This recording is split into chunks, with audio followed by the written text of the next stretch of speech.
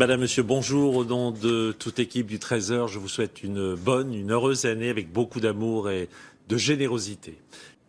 Ushuaïa, un nom qui évoque aussitôt l'Argentine, la Terre de Feu, le Cap Horn. Maintenant, Stéphanie Lebrun et Sonia Edidi. D'un côté, l'Argentine, de l'autre, le Chili. Au milieu, le canal de Beagle qui relie le Pacifique et l'Atlantique, la route vers le Cap Horn, le bout du monde.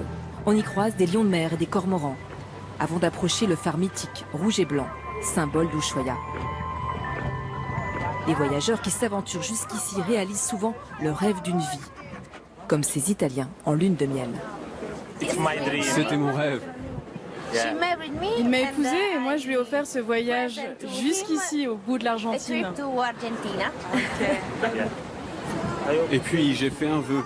La prochaine fois que l'on reviendra, j'espère que ce sera en famille. À 3 ou à 4 même. Ouais, 3 ou 4. Ushuaïa, c'est avant tout un immense parc naturel qui s'étend sur un quart de l'Argentine. La Terre de Feu, surnommée ainsi par les conquistadors espagnols qui avaient aperçu du feu et de la fumée sur la côte. À l'origine, des tribus indiennes peuplaient cette extrémité de la Patagonie. Elles furent décimées en 30 ans par des colons. Aujourd'hui, on peut entrer en Terre de Feu avec ce train à vapeur sur la ligne de chemin de fer construite par les premiers habitants d'Ushuaïa, des bagnards. Les prisonniers les plus obéissants étaient ceux qui avaient le droit de sortir pour couper le bois. C'était une récompense pour leur bonne conduite. Les autres ne sortaient pas de la prison et ne voyaient jamais la lumière. Près de 70 ans après la fermeture du pénitencier, les arbres coupés par les prisonniers sont autant de fantômes des souffrances passées. Plusieurs centaines de criminels ont été détenus dans le bagne, aujourd'hui transformés en musée. Ce sont eux qui ont construit la ville d'Ushuaïa avec leur sueur, leur sang et leurs descendants.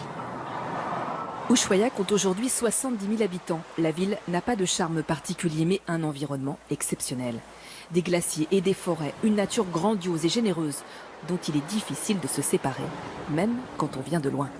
C'est ici que nous avons rencontré Emmanuel Herbin. Il est français et vit ici depuis 15 ans. Là, on va sur la lancha, sur le bateau de Martine, le pêcheur de crabes royal, qui est revenu ce matin de bonne heure de haute mer.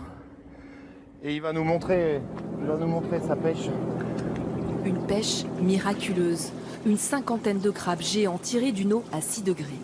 Une chair tendre et savoureuse. Ça pèse 3 kilos, c'est vraiment des très, très beaux spécimens. C'est tous des mâles. Tout ce qui se mange, c'est des articulations, toutes les pattes quoi en fait. Et les pinces. C'est des eaux froides. Les aliments, ça mange des algues, des moules, c'est que du sauvage quoi, en fait. Martine est du nord de l'Argentine. Lui aussi aime l'atmosphère particulière d'Ushuaïa et ne veut plus la quitter. Tu dirais qu'on est au bout du monde, toi? Exactement. C'est vraiment ça, le bout du monde, oui. Derrière les montagnes, c'est l'Antarctique. Hein. Donc, ouais. Emmanuel Herbin a fini par prendre racine ici et monter son restaurant. Il n'importe quasiment rien et trouve dans cette nature en apparence hostile des richesses inattendues. Comme la salicorne, une algue qui peut servir de condiment. Toutes ces plantes-là, eh bien, elles ont toutes poussé dans l'année. Il sait où dénicher du céleri sauvage et même des champignons bien connus en France, comme ces morilles, qui ici sortent de terre au printemps. Vous avez été surpris la première fois que vous êtes tombé sur des morilles ici? Ouais, un petit peu, ouais, parce qu'en plus ici ils n'ont pas trop la culture des champignons. Donc en fait ils connaissent pas, donc il n'y en a pas beaucoup qui connaissent et donc c'est pas très ramassé.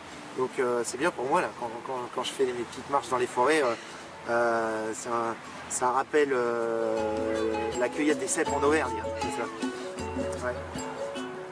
C'est sur les hauteurs de la ville que ce natif de Clermont-Ferrand a trouvé son refuge.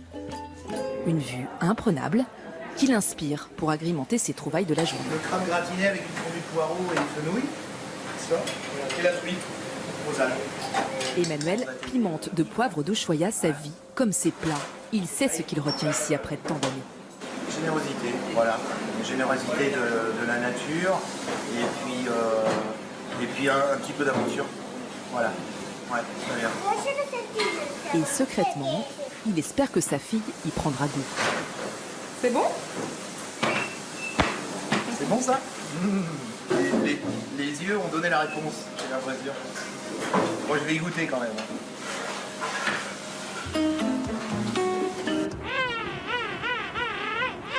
Les charmes d'Ushuaïa attirent plus de 300 000 touristes chaque année. Ils ont fait des milliers de kilomètres pour ce moment-là, un face-à-face avec les fameux manchots de Magellan. Eux ignorent superbement les curieux. Ils sont encore près d'1 million à peupler les côtes d'Argentine.